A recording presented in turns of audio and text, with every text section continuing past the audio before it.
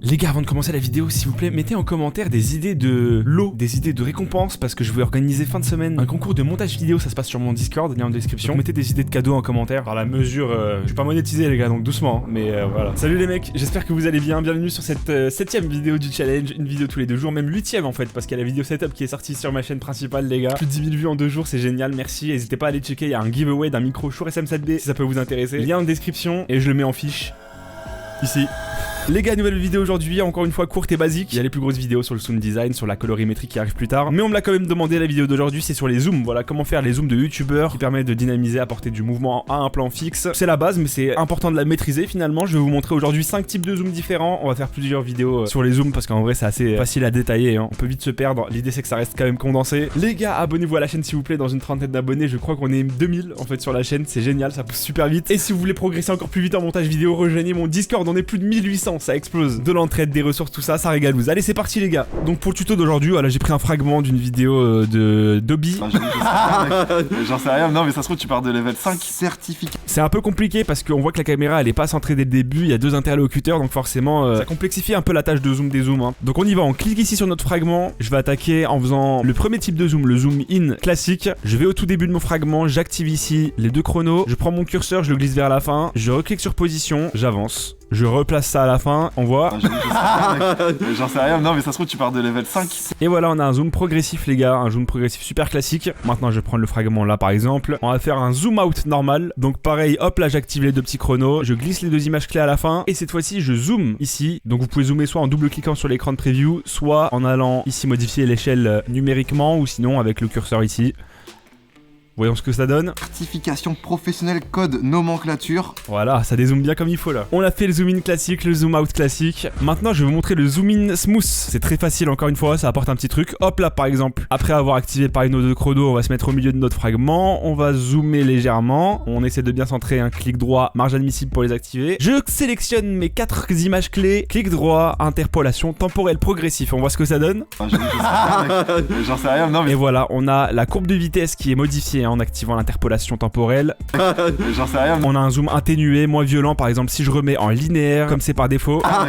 J'en sais rien, non mais ça se trouve tu pars. Ça s'arrête super brut. J'ai fait un TikTok à ce sujet les gars, n'hésitez pas à aller checker, il est en description. Ça fonctionne aussi pour le dézoom, donc voilà, on met nos 2 images clés ici. Hop là, on les met à la fin. On reclique au tout début, on zoome, on recentre. Je maintiens Shift. Ici, voilà, je sélectionne tout. Interpolation temporelle progressif, attention le dézoom. J'en sais rien, non mais ça se trouve tu pars de level 5. Et voilà, on a notre zoom super smooth sur la fin, voilà, ça régalouse. J'utilise ça tout le temps moi sur mes montages personnellement. Un autre type de zoom que j'appelle le zoom push. Voilà, on voit que subitement Bouzy s'exclame. Donc je vais mettre 2 images clés, toujours pareil, même mécanique. J'avance un tout petit peu, voilà, de quelques images. Je clique sur position, je vois qu'il se recule pas mal. Donc on va zoomer sur sa personne. On va faire un gros zoom sur plein de petites images. On va réactiver interpolation temporelle progressif. Voyons ce que ça donne. J'en sais rien, non mais ça se trouve tu pars de level 5. On est moins sur le zoom progressif, on est plus sur un zoom d'accentuation. Et ça pareil, c'est trop bien. Ce zoom là il est trop lourd et ça peut être fait dans les 2 sens. Hop là, je remets 2 images clés au début, je décale un peu vers ici dans les premières images. Je zoome ici par exemple au tout début, je remets l'interpolation temporelle et ça va faire un dézoom pool. Pool PU2L, hein, vous connaissez. Après ça à vous de gérer. Sinon il y a les zooms un peu plus classiques et plus fonctionnels on va dire. Écoutons le fragment en entier. J'en sais rien, non mais ça se trouve tu pars de level 5. Voilà, on voit que Dobby il dit non mais ça se trouve tu vois que je pars du level 5. J'en sais rien. On prend le moment, voilà le début là où il parle. On met notre outil cutter en cut. Ok, hop là on clique sur notre fragment, on va dans position. On zoome ici et on met à peu près sur sa tête. Et on va focus l'attention du spectateur sur ce que Dobby dit. J'en sais rien, non mais ça se trouve tu pars de level 5. Voilà, ça c'est le zoom classique. Et un petit dernier pour la route les gars, parce que je veux vraiment vous régalouse aujourd'hui. Je vais reprendre l'exclamation de Bouzy au début. J'en sais rien. Voilà, au lieu de faire un zoom pool ou les classiques, je vais mettre 2 images clés au début, je les glisse ici, je vais cliquer sur échelle, je vais zoomer, je ne touche absolument pas à position, je clique droit sur les 2 images clés de fin, interpolation temporelle progressif, je m'assure que voilà mon échelle ici s'est déployé le petit curseur et on va voir la courbe de vitesse et on va venir tirer ce petit truc là pour venir modifier la répartition de la vitesse, du changement de vitesse entre les 2 images clés. On va voir que ça va aller plus vite au début et se calmer vers la fin. Et voilà, on a un zoom un peu smooth.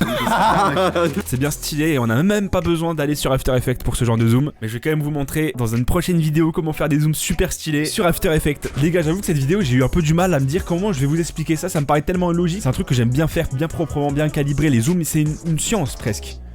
j'abuse. Mais il y a tellement de choses à raconter encore, voilà. Dites-moi si vous avez trouvé ça assez clair ou pas. Dans le cas contraire, je pourrais vous répondre à vos questions en commentaire ou sur le serveur Discord. Merci les gars. J'ai hâte de vraiment sortir les plus grosses vidéos là qui sortent dans quelques jours, semaines. Abonnez-vous, likez, partagez et surtout commentez la vidéo. Je vous aime les gars. À dans 2 jours, salut.